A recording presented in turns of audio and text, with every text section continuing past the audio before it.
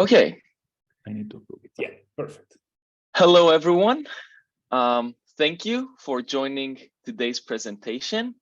We are really excited to host Dr. Andrea Baronchelli. Andrea Baronchelli is an associate professor at the Department of Mathematics of City University of London, token economy theme lead at the Alan Turing Institute, and research associate at the research associate at the UCL Center for Blockchain Technologies. His research interests include spreading phenomena on networks, dynamics of social norms, online information and misinformation and polarization, collective behavior change, and cryptocurrency ecosystems.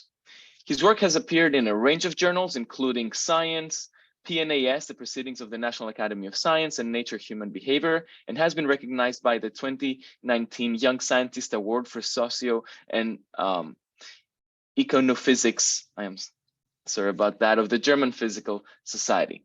Today, Dr. Baronchelli will talk about self-organization in the blockchain ecosystem. Let's give a warm round of virtual applause to our speaker today. Thank you very much. Thank you very much for the introduction and for the invitation. I'm very happy to be here. So now I'll put this on broad screen, and also I will try, no, actually, let me, otherwise I see your names on the screen, so let me minimize it. Okay. Otherwise I don't see my slides. Okay, yes. I'll offer you some recent works we have done on different aspects of the blockchain ecosystem. And in all cases, it's been about this dimension of self-organization of communities within this ecosystem. So I will absolutely not dive into the working of the blockchain, which we don't need to know much about at this level, but rather I will focus on user behavior in this space.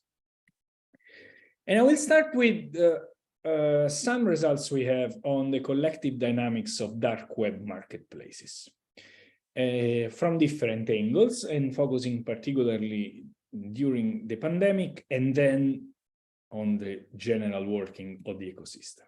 So for those who are not familiar with it, dark web marketplaces are essentially e-commerce platforms where you can trade whatever you want, which makes it particularly prone to illicit trade. They are accessible with Tor, meaning that they have become more and more easy to access in time. They sell, as I mentioned, everything, including therefore drugs, weapons, etc. And they typically use still Bitcoin a lot, but or cryptocurrencies to pay. Okay, there is a tension. Bitcoin is not very much privacy preserving. However, it's widespread. And actually, we are lucky that it's still used because that's how we have then analyzed user behavior. The first market was Silk Road, 2011. This is a screenshot, and you see it's very much like you would expect. There are products, for example, here you have cannabis, and then you have reviews from the very beginning. As you can imagine, this is a bit rough. This was the first, and then things improved in time, as in any other corner of the licit and illicit internet. Today, there are hundreds of markets. The pandemic brought them money. There is a domination now of, I mean, there was, but in any case, the Russian sphere is very powerful, but it's absolutely not dominating overall.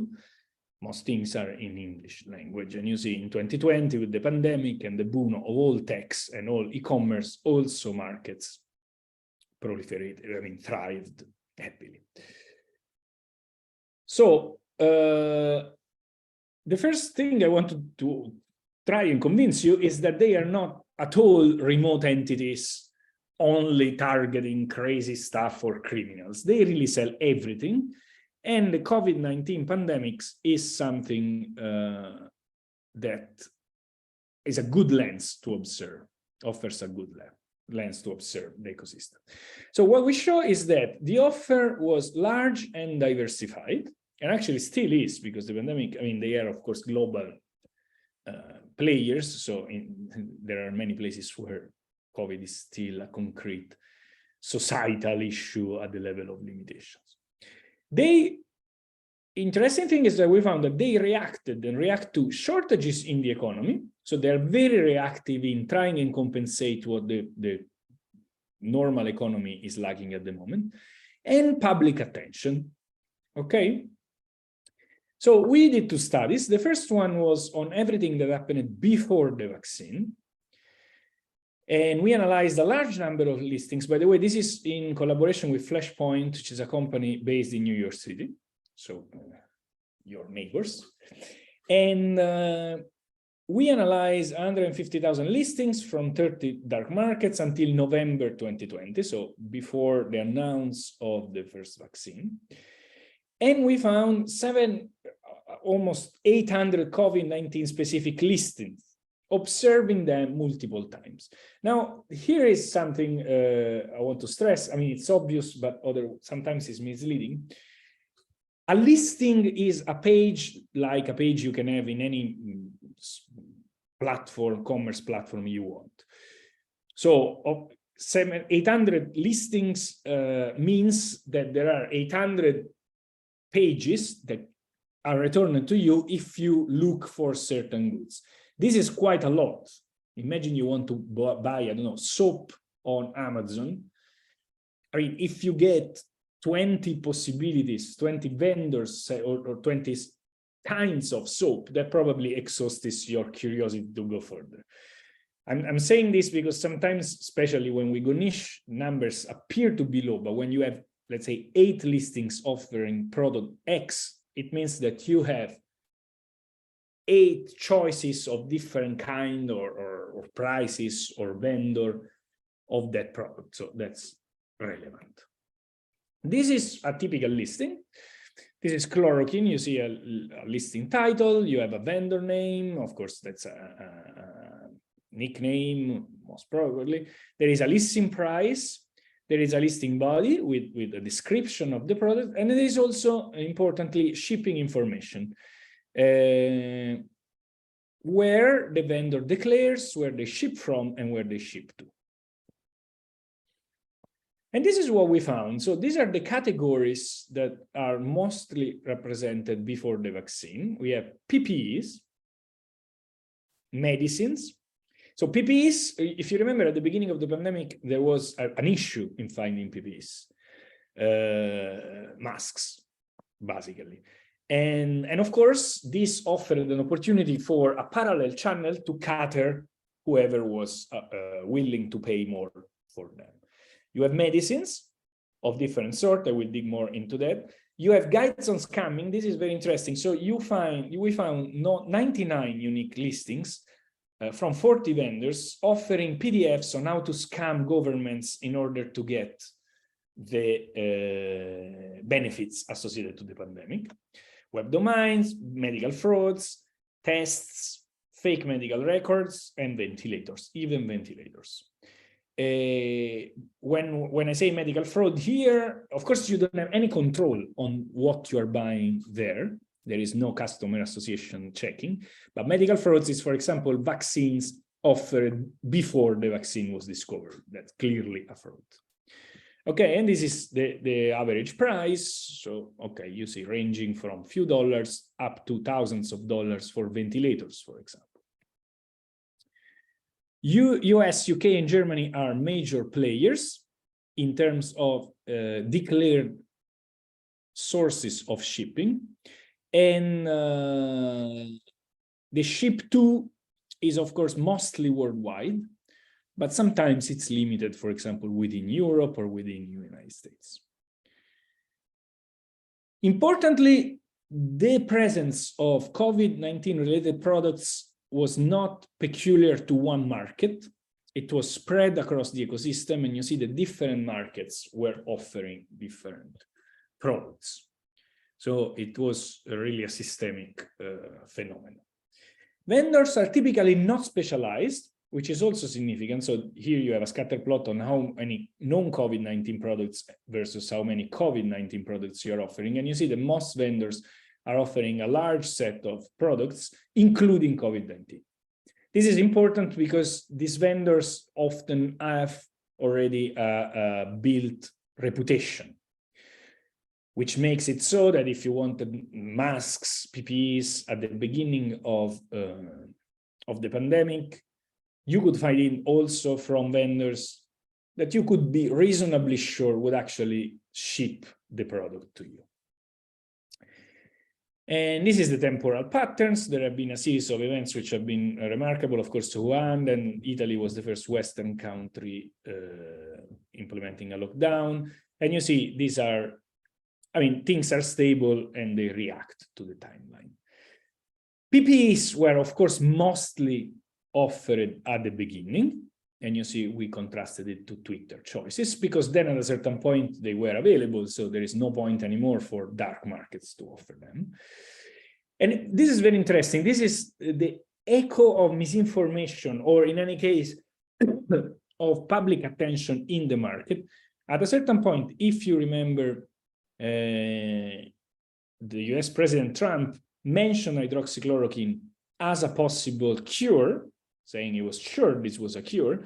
And after these mentions, the product spikes on the product, on the markets itself. So the markets become a place where you can translate information you get from the web or from wherever into action.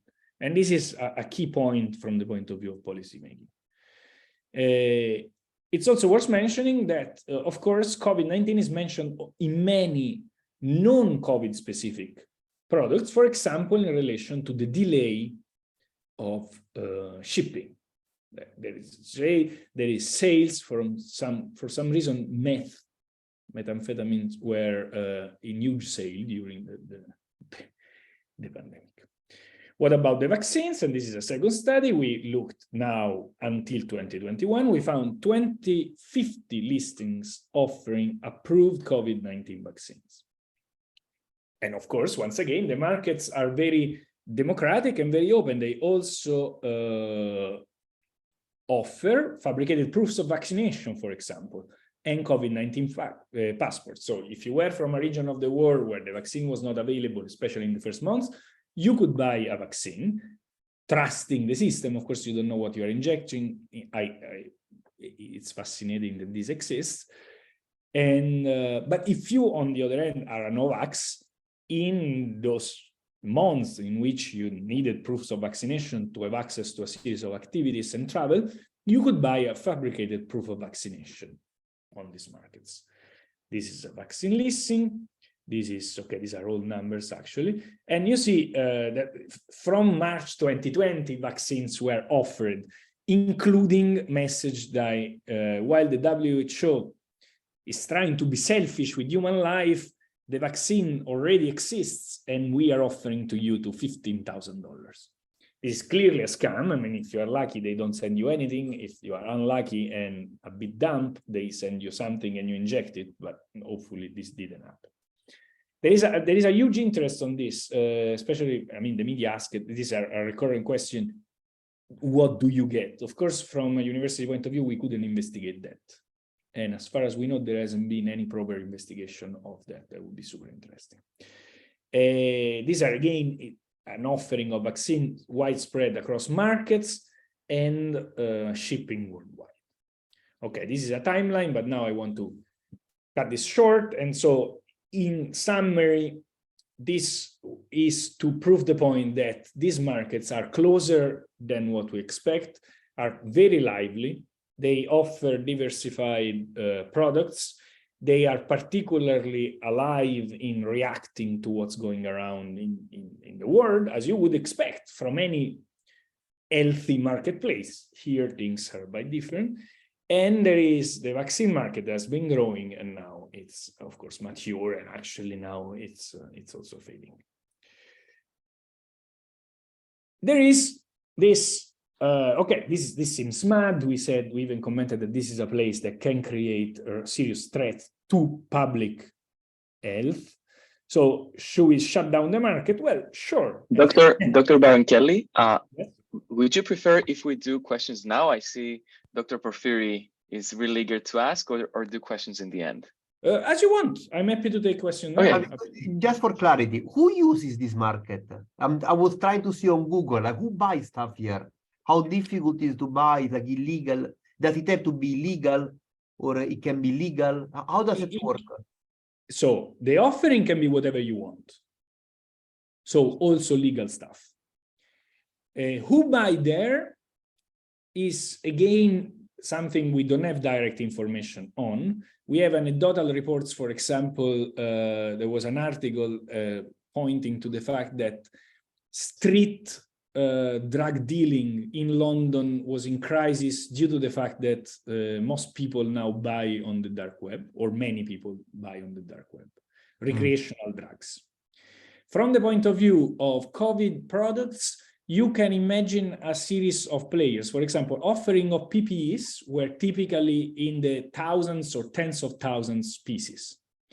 So you can imagine at the beginning of the pandemic, either country or hospital, I mean, big players who were running short could go there. We don't know. Okay. From the point of view of vaccines, I would pay to have the information. But the proliferation of...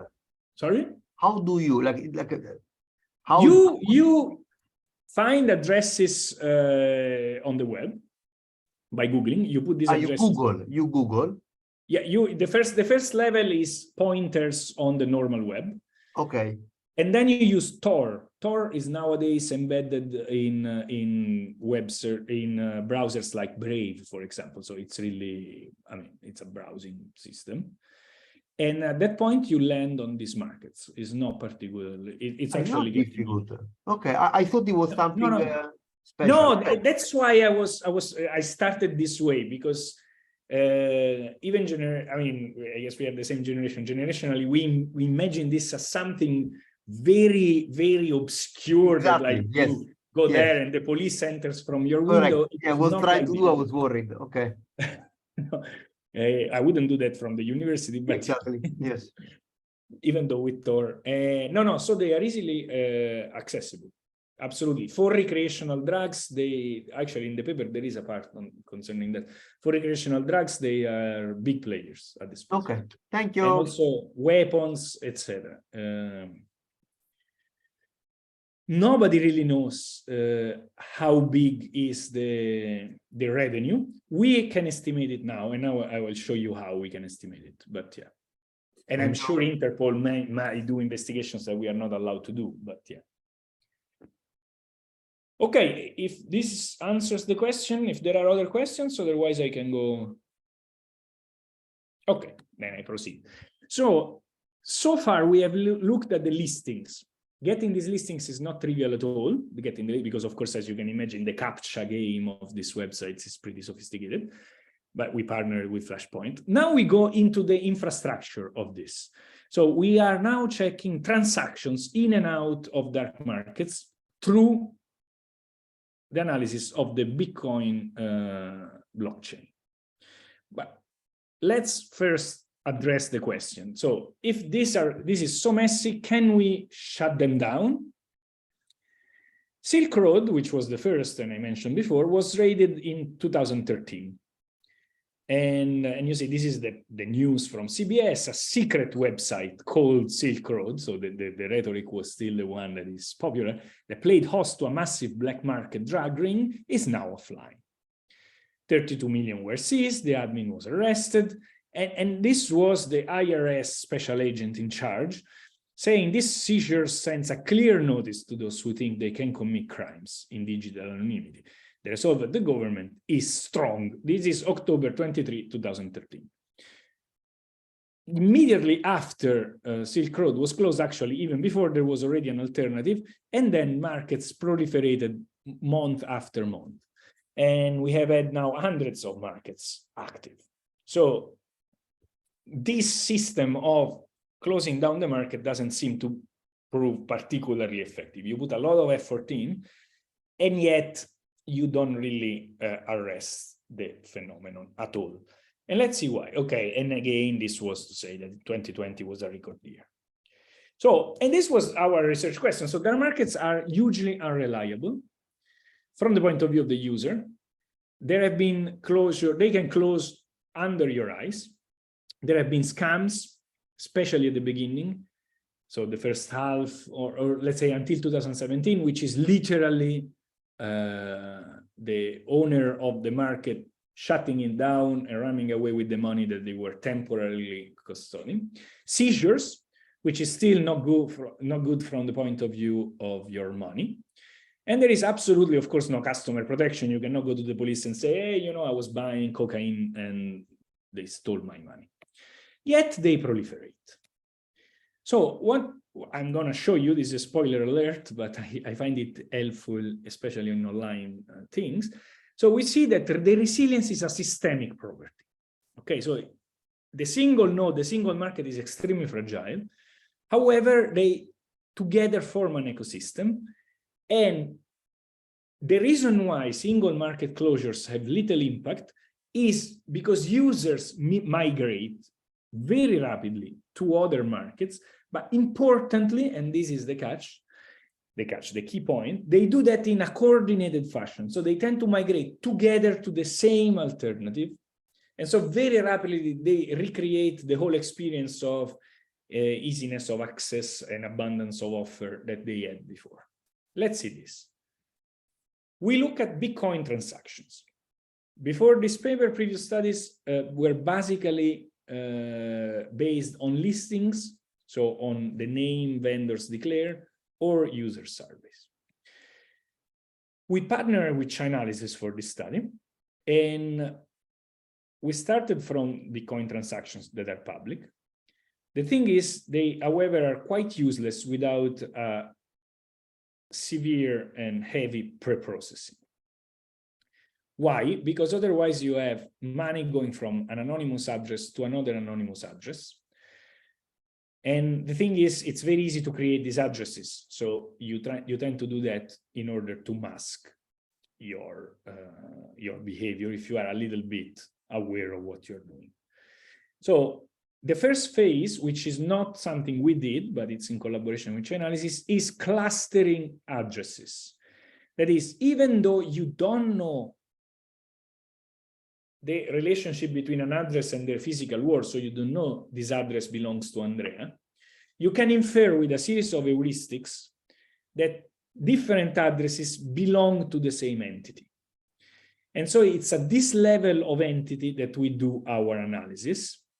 And in some cases, through other investigations, you manage to also label this clustering. So for example, you can say, well, this bunch of addresses belong to Silk Road Market. So we work at this level. And so we have transactions between entities, which are surely more meaningful than between addresses. These are our data. We looked at 8 years of data and 350 million transactions between involving 23 markets. We actually had 69, but we discarded the smallest one because we wanted in particular to be sure that there was enough volume, and we wanted to know the date and reason of closure.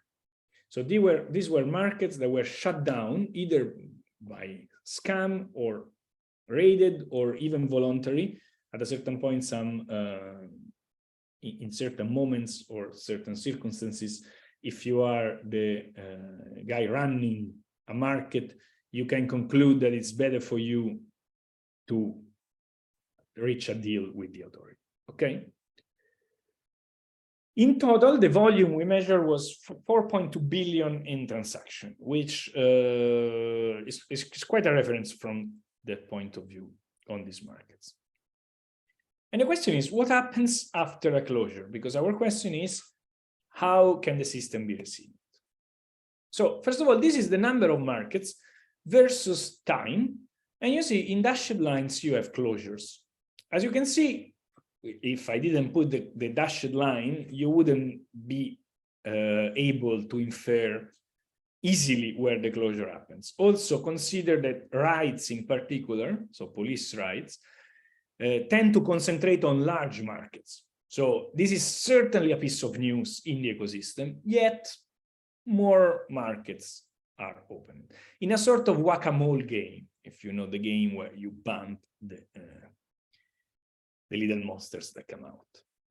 And also the volume curve doesn't show particular damage after a market closure. Or better, this is logarithmic scale. So you can say, for example, in 2014, there is a closure that actually has an effect. But you see the recuperation, the recovery of the volume is pretty fast. What happens, however, so why is this fast? This is fast because the volume lost from the closed market rapidly goes to other markets. This plot is a little bit annoying, but we were forced to do it like this. So in blue, you have the volume of the closed market. In orange, you have the volume of coexisting market. The two panels correspond to the same plot, to the same figure, but the left panel has logarithmic scale, and the right panel has linear scale. So that's the only difference. And the reason is that, of course, when you close a market, you lose order of magnitudes, but the volume that you transfer on active markets. So the increase of a factor 10, but not on a factor 1,000. And you see that the increase of a factor 10 within a week. So it's actually pretty fast. How does this happen? So let's focus on user behavior at this level. There is a migration process. Imagine there are two coexisting markets, Silk Road and ship marketplaces. These are user, I don't know why the writing has gone bad in this projection. I don't know, maybe it's sharing the screen, I have no idea. But in any case, Silk Road market users. Silk Road is shut down. What happens is that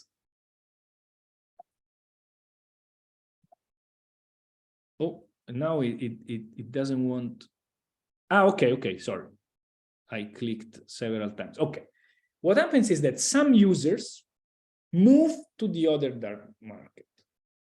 Now, we call these users migrants.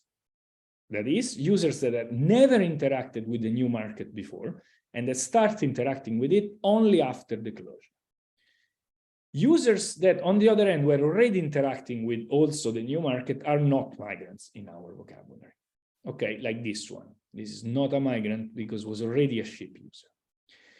And this is the overall systemic thing we find. So this figure has to be read as a clock. So let's start at noon with the first marketplace. And you see, you have the movement of users from one marketplace to the next in time. And you see, you have this sort of conservation of users, which makes it so that the user really perceives this as an ecosystem. Of course, it's extremely annoying, especially at the beginning of the first 5 years, let's say, if you lose your money. On the other hand, you need to be particularly unlucky to do so, because there is typically this market where keeping the money for a number of hours only. So you were really, you need to be purchasing in that moment in order to lose your money. After that, other mechanisms were introduced so that users are somehow more protected. And you see that disclosures really only make it so that the big player becomes another market.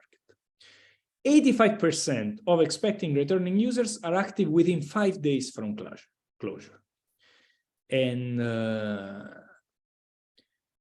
these migrants are not only many, but are also biggest players, both in terms of the US dollars they spend and in terms of, both in terms of the US dollars they spend on markets, that in terms of US dollars that they spend in general in transactions. Okay, so they are really the important ones.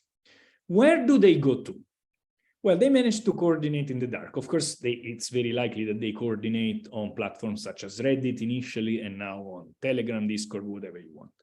But the interesting point is that at any given time, when there is a closure, and this is the real case of Alphabay, for example, you have different alternatives.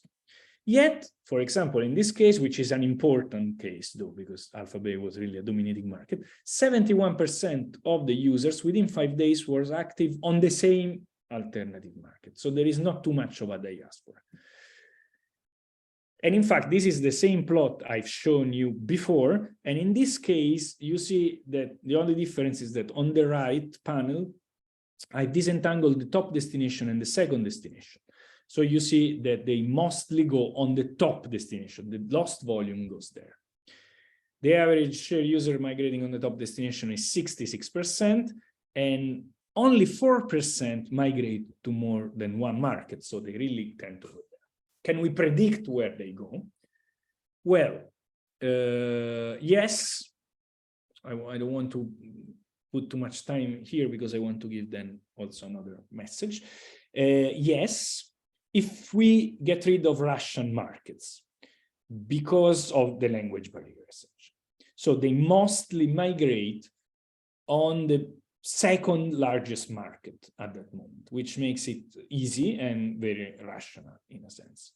And you see the actual choice is towards the second largest market, much more than in a random choice, even considering in the random choice the size of the market itself.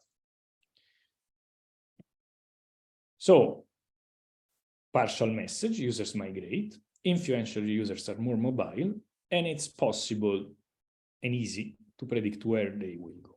Now, second part of this study, we also find that, especially progressive in time, there are trade networks forming around these markets. Okay, so around this market, you have a peer-to-peer trade networks that is favored by the market themselves. So if you want, the market themselves act like a piazza, where you go, you meet your vendor, and then there is no point to use the market anymore. Actually, it's a bit dangerous. It's much better to deal directly with the vendor. But you still deal in Bitcoin, and so we have your traces. So this put together created quite a change on our, at least our view of dark markets, but also surely some of the industrial players we collaborate with. So this was our initial idea. You have a market, you have users around that market, and they migrate. Then we started realizing that these users were actually also trading with one another massively. And the interesting thing is that then the third step is that this peer-to-peer network even survives the disappearance of the market itself. So if you want the current good analogy to describe a dark market, is more Tinder than Amazon. So it's a place where you go, you meet someone you like, and then you chat on WhatsApp, you don't keep chatting on Tinder. So in this study, there were two studies based on interviews to 17 and 13 users. We analyzed, on the other hand, 60 million users. And we found that 50% of the users also trade in user-to-user network, in this peer-to-peer network, and that they have stable relationships. By the way, this work is in collaboration with Mathieu Nadini, who's a New York NYU PhD. Interestingly, these user-to-user network are bigger than the corresponding trade with the market. So even in terms of volume, this is a very significant relationship. And without going into many details here, but we checked that users actually meet on the market, and they are a decent fraction of the users, more than 15%. So to do so, we want that a user starts interacting with the market, then a second user starts interacting with the market. They have never interacted before, and only after both have interacted with the market, they start interacting with one another. These stable pairs survive market closure. Okay, and so this is, I mean, an excess of recapitalization from my point of view. The important point is that to add to this systemic resilience, there is the markets. There is the peer-to-peer network. Final bit, which is different from what I've been telling you together and will not take more than 5-ish minutes, but I think it's interesting in terms of the different, to give you an overview of at least 2 different communities existing around blockchain network. So far, we have concentrated on dark market users, so of users of the ecosystem. Now I'm bringing your attention on coders of cryptocurrencies, developers, okay? And I want to show you that also transparency is a systemic property.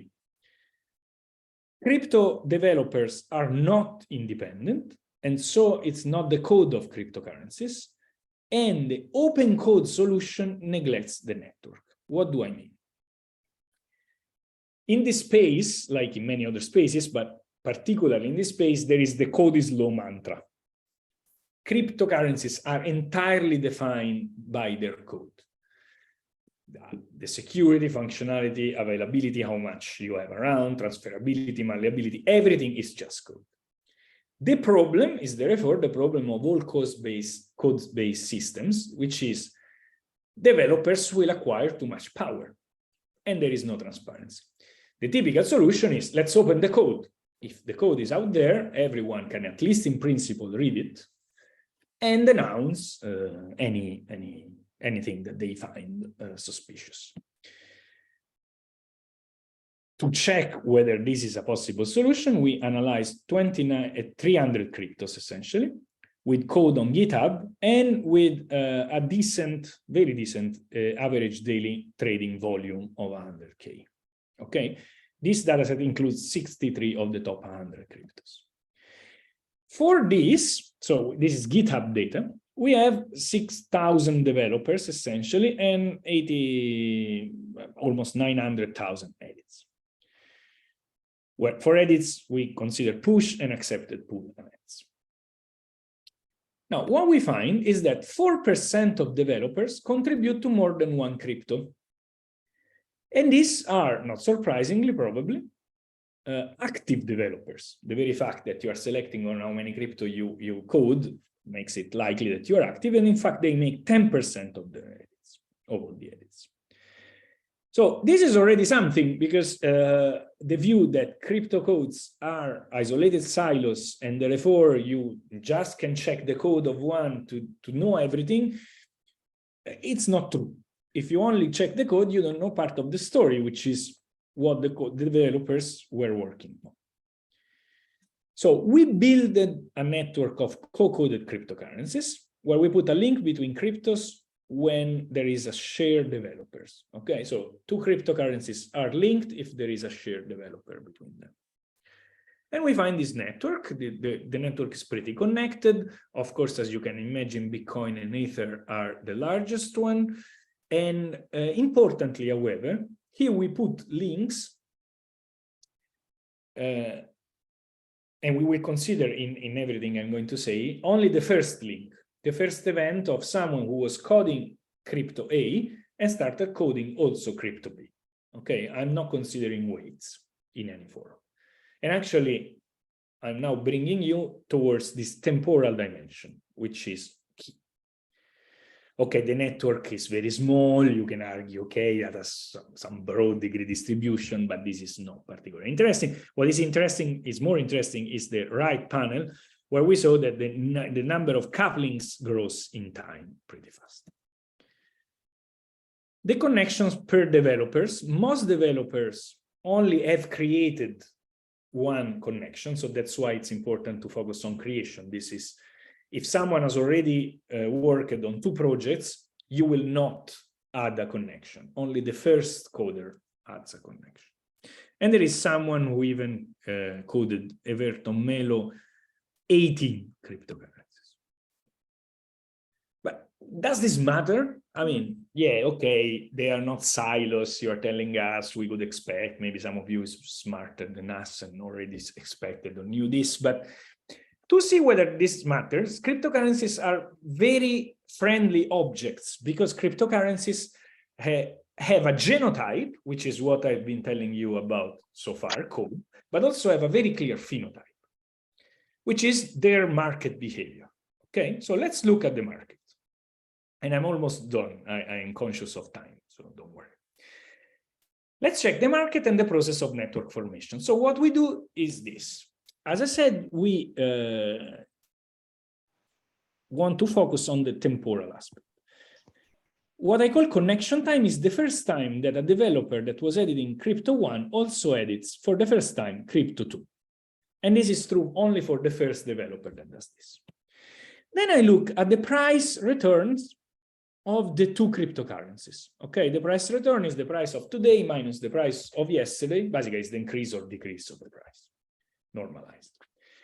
And then what I do is to look at the correlation between these two price signals. So I look at the price return correlation before the collaboration and after the collaboration.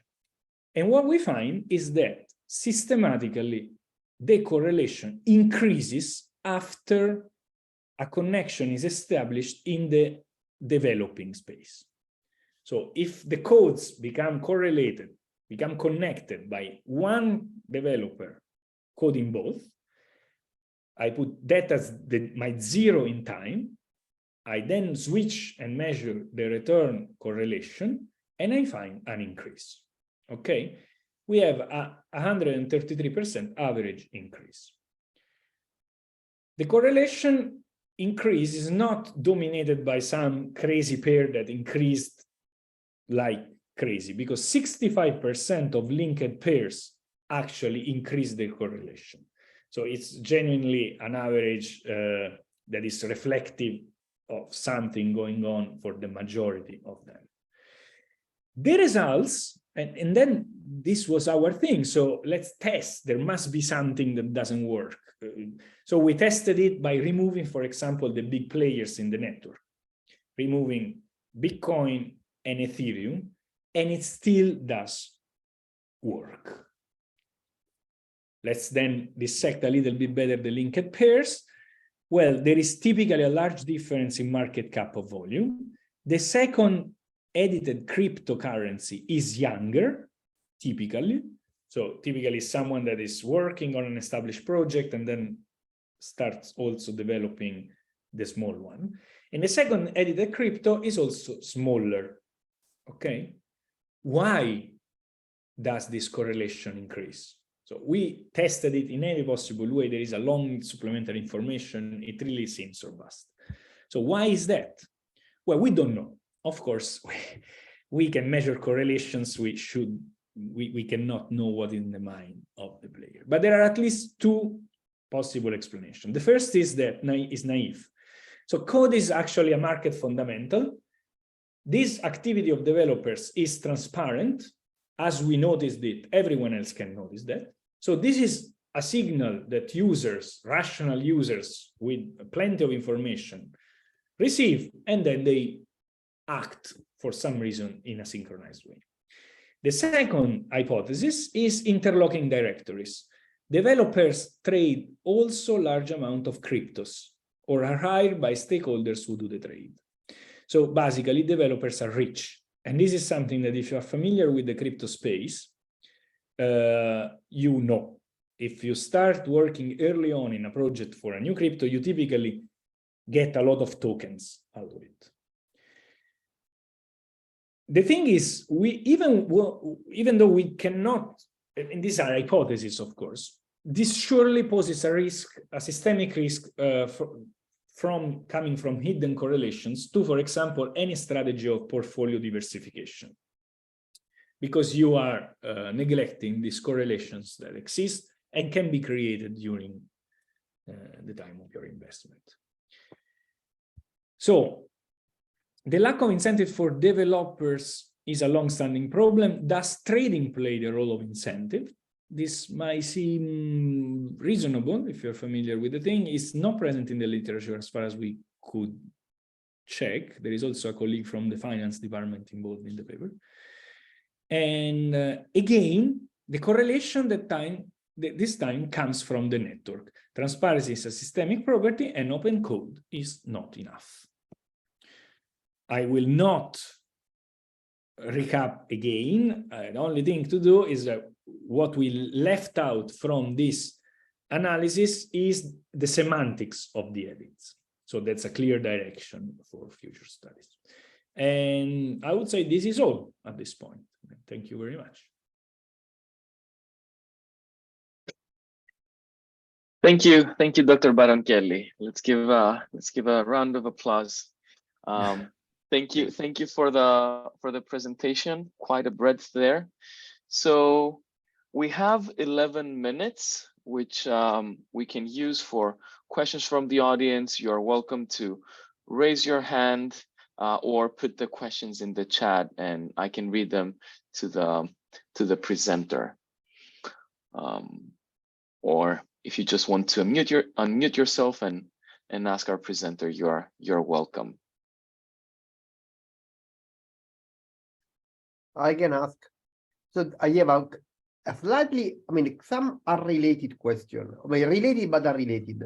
So, you know that some of the work we are trying to do is on guns.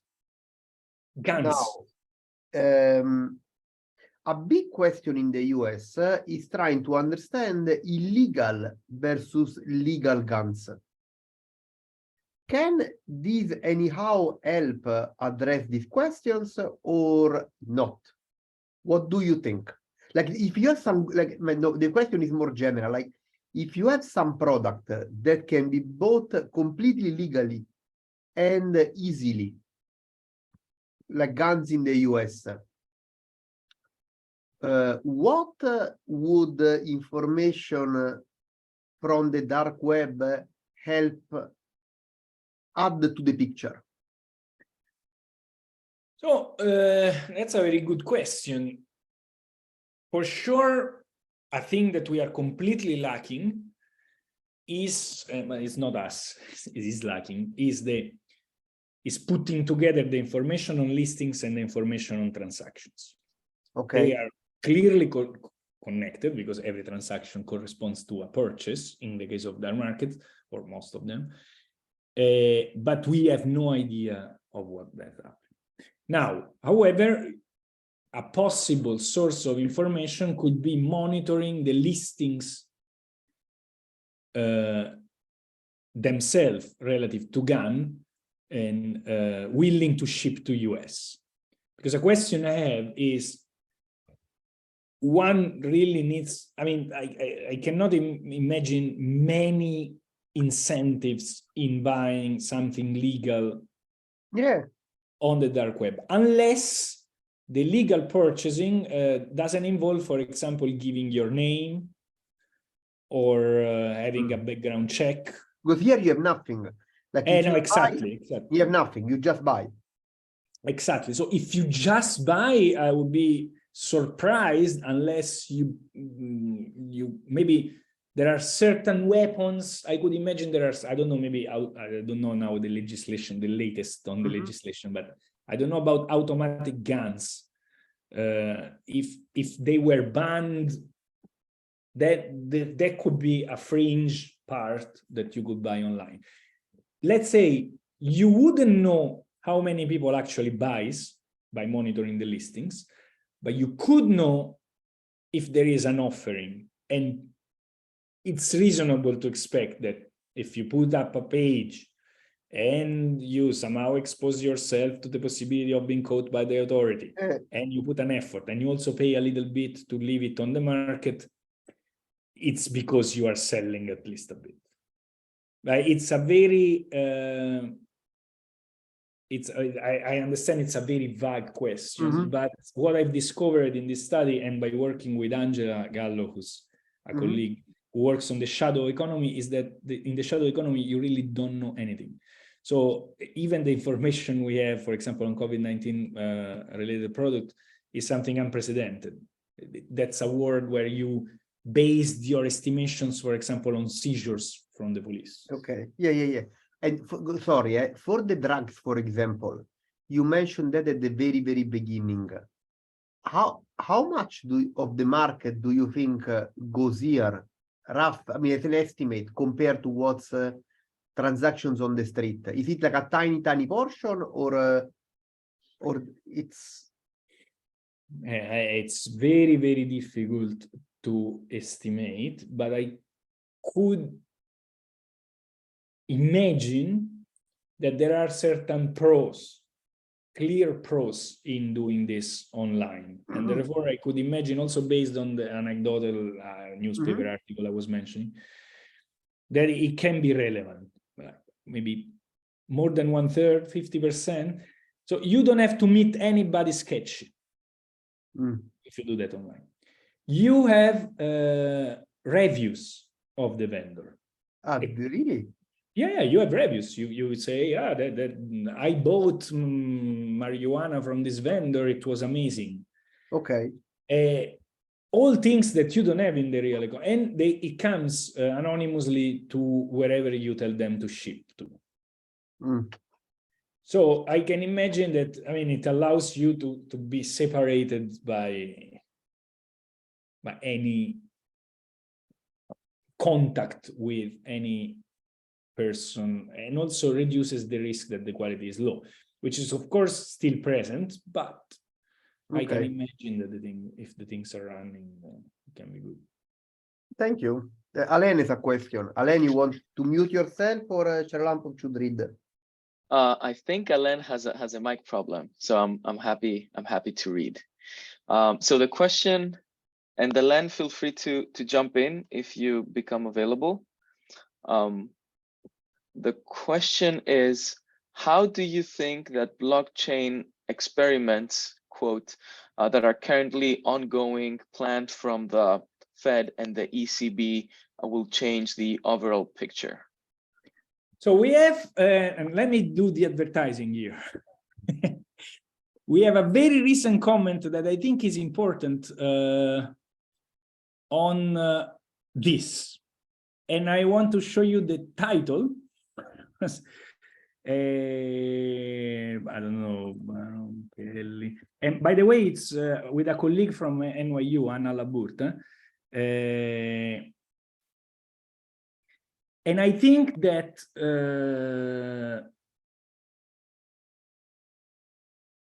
let me find it. But in any case, I think that central bank digital currencies pose a serious threat to our civil rights, if not done well.